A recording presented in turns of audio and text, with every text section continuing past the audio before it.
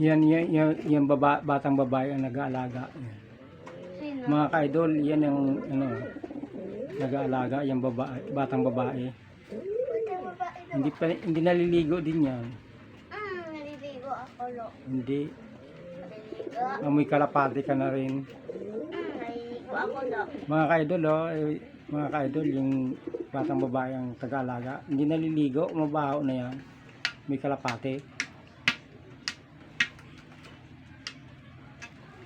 Yan po. Ito naman yung alaga, eh. Ayan, ang pangalan niyan ay ano, Kat-Kat.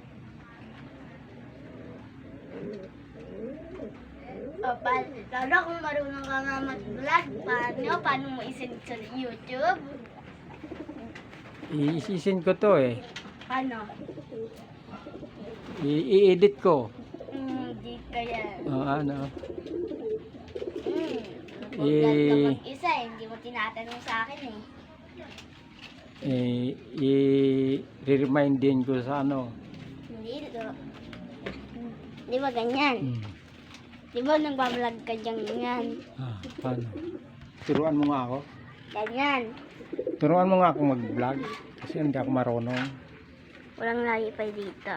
Eto, di ba pagkatapos mo mag-vlog, Oh. eto pipindutin mo. Alin?